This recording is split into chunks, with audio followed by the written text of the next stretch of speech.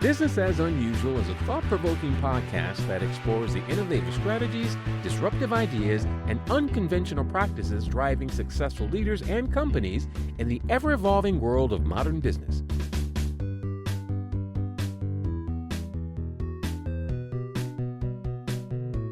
Subscribe, comment, and share for weekly inspiration with our host, Aicila.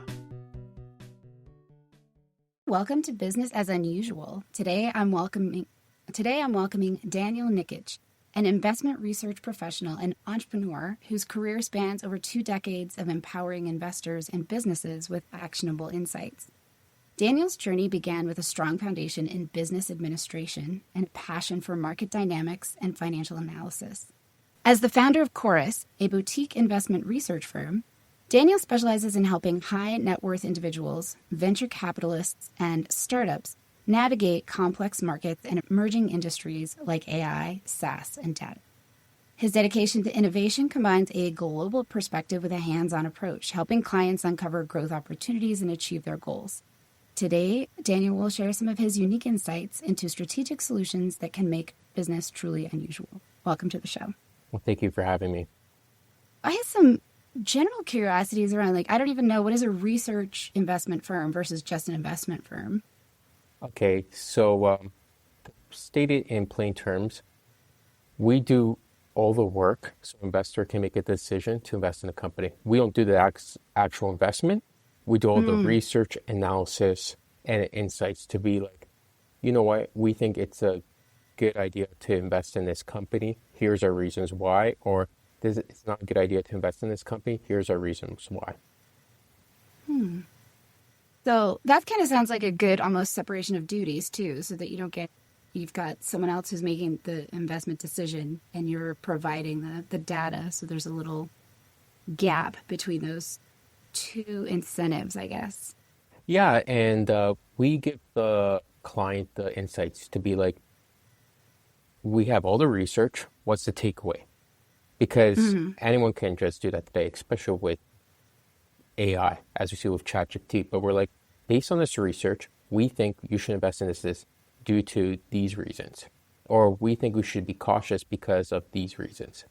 And a lot of times it can also be not even based on the research. It could be just on the financial analysis of a company. It could be like, for example, you should not invest in this company because their finances does not make sense. What I mean does not make sense is that it's not in order. There's some, let's just say, wrongful accounting, to say politely. Yeah. Or they have too much debt, or there's some previous owners, shareholders in the company that are going to want their money back. It could be a convertible note. So a convertible note, in other words, is when an investor invests in a company, but they don't have ownership in the company, but it's kind of like a loan. And if the company cannot pay back that loan, then they take ownership at a discount. What I mean by discount, instead of paying at $1 per share, they're paying 80 cents per share. Gotcha. It sounds like there's a lot of pieces to it. And I don't think, in my own experience, is that AI definitely has its place and is very helpful, but there's a synthesizing and there's sort of an extra dimension that you can't get without having a person paying attention to all the details. So, well, based on my experience, I think AI is developed on human bias. Because who develops an AI? It's a human. Of course, yeah. It takes all of the human bias that we have and it formalizes it. Exactly. So it could be, for example, my favorite color is purple, but you can be like, my favorite color is blue. And based on the AI that I develop, it's going to say purple is the best color. If you're going to want to ask to develop a website, use purple all the time as your color. For example, that's just a basic example, but yeah. It's a great way to make it concrete. There's a lot of conceptualization and scaremongering around AI. I think of it like a calculator. If you have a calculator, you can do certain math more effectively than you might be able to do on your own, but you still have to understand what numbers to put in and also what number to expect, because sometimes you make a mistake, and if you have some sense of what's going to come out of it, then you're like, oh, wait a minute, this doesn't look right. So it can be a helpful tool, but it's not necessarily a replacement for understanding the process. Well, I agree, because I have experience in auditing data to use to train AI models. And Oh, okay. if you don't give it the right information or synonyms, for example, you say transactions, and it might just mean for funding, so a company gets some money, but it can be mistaken to also mean transactions as in a company has been acquired. So you have to train it so in detail. As I say, Yeah. explain to me like I'm a 5-year-old. It's plain and simple, but you have to really think of it that way. Yeah. And you have to analyze the results and stuff. So I think a lot of times people or users of AI tools don't understand that you have to be so specific to the point that it understands, because it won't understand maybe some jargon or expressions that we use in everyday Yeah. and be like, how can it not understand? Well, human Right. yet. It doesn't have enough context. So there's a couple of topics that I don't know if one of them is more interesting to you that were suggested. Rethinking risk, what startups must prove to VC decision makers, or evaluating founders Sure. beyond the pitch to human signals. I think folks that are listening might appreciate understanding if they are in that place of trying to expand and they need to take that step towards outside capital. Well, I think either of those would be useful. So whichever one's more interesting to you to talk about. We could talk about risk in terms of Okay. for investors and for also startups, because I think a Okay. lot of times founders and startups don't understand the risk they're going with when they get investment from a company. Right. Would That's you? actually a really good point. Like I feel like it's a mixed bag. And I've been reading it. I don't know if it's something you want to touch on about private equity here in the Yeah, US and the major issues that's been for the business industry. I would love to hear your thoughts on that. sure. I'll start with the risk for VC startups, and then I'll discuss private equity that work. That sounds great. So, say what's the risk for VC? I think sometimes entrepreneurs and founders, they don't understand a venture capital fund is obligated to its shareholders, and its shareholders can be endowments from universities, such as University of Michigan, Brown University, Columbia, and etc., and pension funds. There's a lot of time pension funds invest in these venture capital firms that, in some ways, you as an individual who's paying money into their retirement fund are and subsequently a shareholder in subserves that people don't realize. They could be a shareholder in, let's just say, in Meta or Apple. I'm saying like the big late stage. But Yeah. one thing I see with venture capital firms, they are always looking for a return on their investment. And usually they're aiming for 3x. What 3x means is 300% of a return that they get from investment. So if they invest $100, they want to get 300. So a lot of times investors are thinking, what is my return? And a lot of them are hands-on. They care about what the idea is, but startups have to understand you could be as passionate and hardworking as possible, but if you do not have a product or service that can, let's just say, change or innovate the market, or that's make a good return, it's usually going to Yeah. get passed by. And venture capital funds, based on my experience working with them, tend to work with startups that they want to work with. There's a human interaction. And that they believe their story. And interesting, I remember this one VC founder said, I'm curious about the general idea. If it's from a personal experience, I know they're going to be passionate about it. They're going to be able to deal with the volatility of being an entrepreneur or a startup. Because it's not all great roses. You got It's to really deal with not. stress. It's really not. Yeah. And in relation to startups, what risk they're dealing with when going with venture capital funding, they have to look at this more like a bingo. This is not a grant. This is not, even grants, you have to have standards and requirements to show that you're doing something with your company. But with startups, they have to understand, if I'm getting venture capital funding, what are their expectations? For example, are they preferred shareholders? So preferred shareholders is usually the case that they have a board seat, they can vote about things, and sometimes they can also change. And when I mean change, kick out the CEO if they have certain voting rights. And lastly, if a company is not successful and they have to liquidate, they get their money first, not the company, not the employees, the investor, then the employees, and etc. And also, when dealing with venture capital funds, are they going to help them grow, or are they just going to help them with the monies? If they're going to help them with the monies, it might be a good idea to go with the bank then. Then you know what their interest is right away. Because a lot of times I see with entrepreneurs and founders, they're like, okay, we want you to help us break into new markets. For example, if they're a European startup, they want to enter the North American market, so they go for American investor. They want to be introduced to companies in San Francisco, New York, Miami, Austin, etc. And also, they are curious about the experience and expertise. If they're dealing with healthcare, what experience does this venture capital fund have with healthcare companies? Because you're breaking into a new market, you have to deal with the government, you have to deal with a lot of requirements and FDA.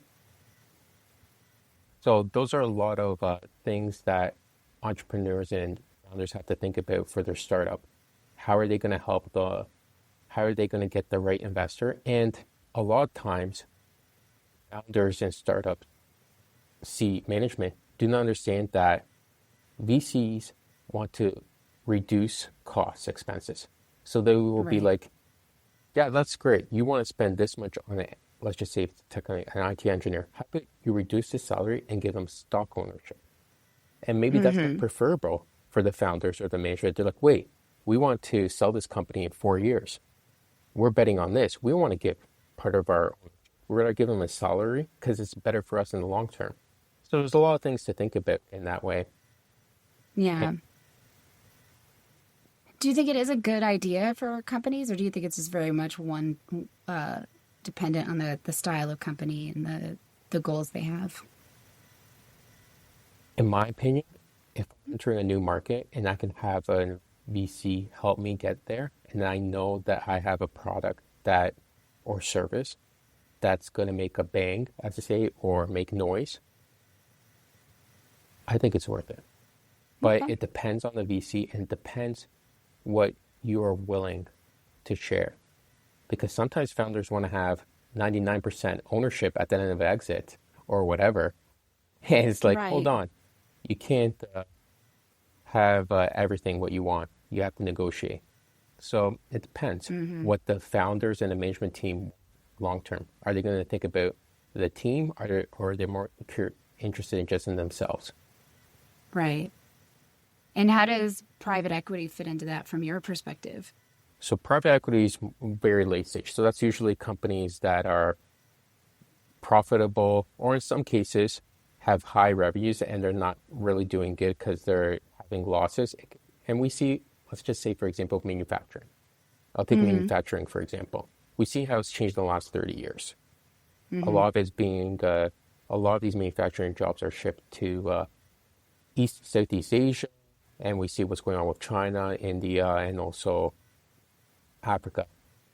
Private equity, usually they come in, they want to clean up the expenses. And a lot of times that results in cuts in terms of salaries, or firing employees, or shipping jobs to, say, let's just say, not as prosperous countries.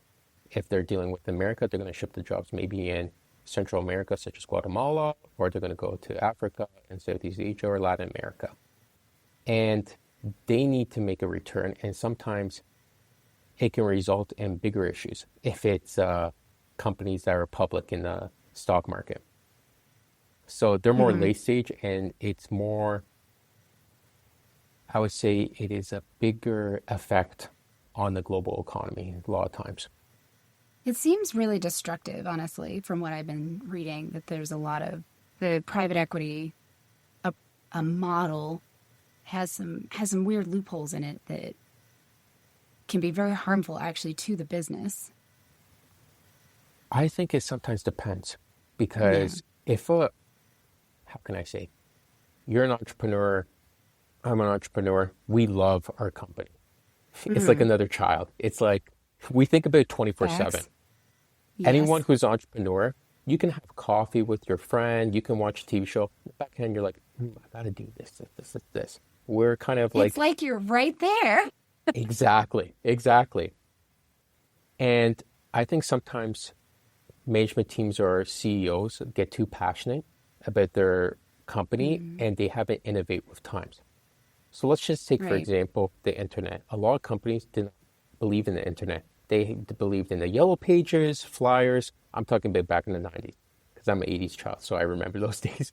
And then you see now with AI and stuff, it's becoming more and more into, let's just say, the everyday lives of companies and how to operate. Yeah. And sometimes companies need to innovate to survive. And I think we've seen that with a lot of companies. Look at Kodak. It was so big back in the day. It did Yeah. not innovate itself, for example. So sometimes private equity companies can be good because they can help the late stage company to survive or continue growth possible. But sometimes it could be, like you said, it can be really bad because a lot of people lose jobs. And I think sometimes people don't understand it. If a person loses a job, it's a, let's say, domino effect because there's several other individuals affected if they're a big family and et cetera. Yeah. Well, and the book I was reading was talking about this loophole where they will take a loan out, to purchase the company and take a loan out in the company's name to pay for the purchase. Yeah. And then that company is responsible to pay that debt. And even if they were in like a positive position and they had cash that they could use to invest in innovating or updating or whatever to be more relevant to the current market. Either way, there's no risk really for the private equity. They are going to make their money back most of the, like, because of the way it's set up. And to me, that feels like, again, in a certain way, the whole point, right? Like of the interest in all of those things is there's a little bit of risk. You take on some risk and then there's some reward. That's what investment has in it. And they've managed to, it seems like they've managed to control the risk to make it very little and put it all actually on the company they buy. So, I mean, I'm not a finance expert, so, but I just reading about it, I'm like, this seems like it's got some, because then we don't have the companies. Like if you care about business and you care about, that, like the amount of limitation we have now, like everything comes through Amazon. There's not really competition. If you really believe in a free market, then you also need to have the ability for competition to thrive. And it seems like right now we're in a space where it's harder and harder for that to happen. I think for private equity funds, they're looking to minimize their risk, like every investor. And I think a lot of times people need to understand it's a business. Money's the end game for these investors. You can be having the best idea to be like, hey, I want to share some of my profits for charitable donations or for some relief or whatever throughout the world or and etc. Private equity funds want a return on their investment because they have shareholders. It's just like you see a lot of public companies. Why do you think they're so concerned about quarterly earnings? Yeah. That's why it's all growth, Dividends. growth. Dividends, exactly. And it, how can I say?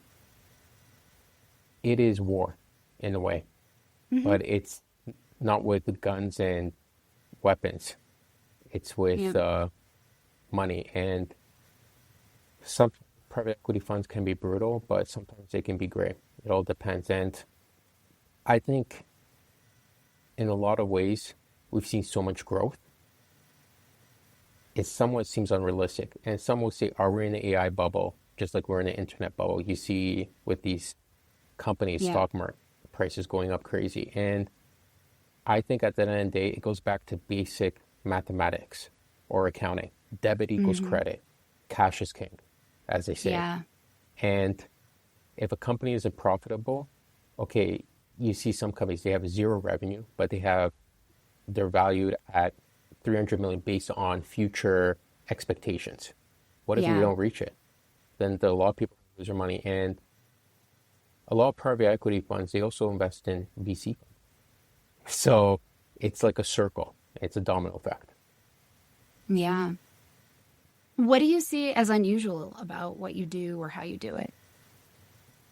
What do you mean by unusual? What is the approach that you take that's distinct to your company or your work? In terms of how I work with clients, or in terms of how I do my, okay, I'll say Either for one. how I do my work and how I Mm-hmm. deal with clients. With clients, I don't take too many clients at once because I think they want to be treated as they're special. Yeah.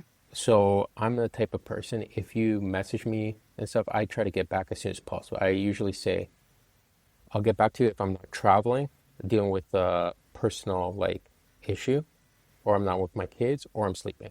Then I'll respond within a Right. reasonable time. And I think responsiveness is really key to professionalism. Mm-hmm. And in terms of how I deliver my services, I customize it to how they want it. I won't be like, oh, here's a template work, you get this. I just fill in the information, boom. I've delivered services, research, and analysis in emails, in text messages, in voice notes, or Yeah. in presentations. So I really customize it how they want it.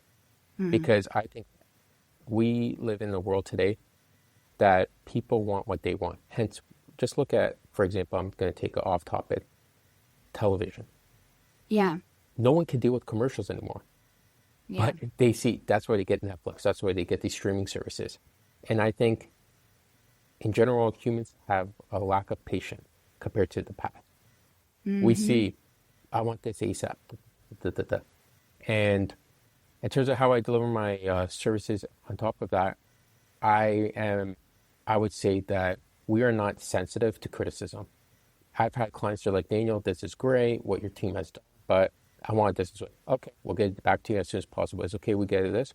No sensitivity, because they're like, okay, they're not sensitive, they can deal with criticism. They're always willing to deliver what we want. Yeah. That makes sense. What does success look like for you?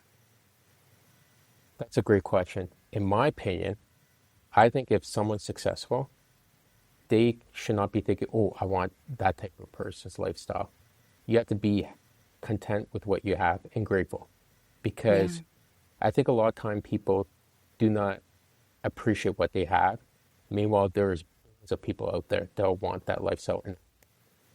Mm-hmm. And I think you have to be grateful for the good things. And sometimes when you deal with tough moments, as we all have, you can either grow from it, learn from it, or you can allow it to damage you. And I think if it's not health or death, there's still a possibility that you can grow from situation.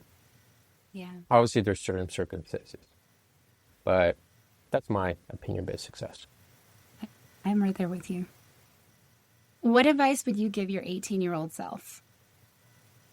Oh, my 18-year-old self, Daniel, in university. I would say try your best so you don't have any regrets.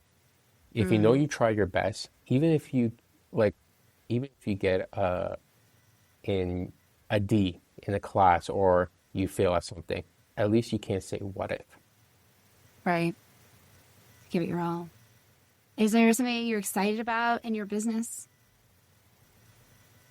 I think that despite what's going on with AI, and I see it from my perspective, that we can still use it for good. It's not going to be like the movie Terminator or iRobot. We can still prevent it. But Probably, yeah. We get some time. yeah, we still got a few, maybe a decade. But I'm excited to see how there's going to be new jobs coming in, because I see my market, my industry has changed quite a bit. We see with market research, which is involved in investment research, it's really changed. Hence with Perplexity or ChatGPT, how it's really changed. But it also makes you want to use your brain more to be like, what's the takeaway of all this information? Because there's so much data information that, yeah, a lot of things are going to change, but maybe it'll be a lot more efficient to get stuff done. Now, I think, there's a lot of possibility, and I agree. And we have the influence. We just have to use it. For folks that are listening, how do they learn more, follow you, get in touch? Perfect. They can check out my website at www.danielnikic.com. And you can also contact me on LinkedIn. I have a pretty unique name, so it's not hard to find me. And I'll post that in the show notes. Thank you so much for joining me today. I really appreciate you taking the time to talk about what you're up to. Well, thanks for having me. It's been a pleasure. Next week, discover why genuine donor relationships, not just quick wins, are the real secret to transformational fundraising with my guest, Jeff Schreifels. Thank you for tuning in to Business as Unusual. Remember, in this ever-evolving world of modern business, it's not about fitting in. It's about standing out. See you next time. Stay curious, stay innovative, and always keep it unusual. I hope you enjoy the show. I love making it.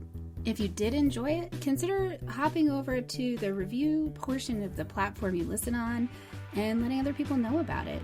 Or share the episode or the entire show with a friend or subscribe to the show. Definitely reach out, get on my newsletter, follow me on social media, and let me know what you like, what you don't like, and what you'd like to see in the future. Well, we love our guests. Appearance on the Business as Unusual podcast or any Bicurean consulting production is for information purposes only and is not to be considered an endorsement of their business practices, or character. Please properly vet anyone you find through this podcast and generally before you do any business with them. Thank you for listening.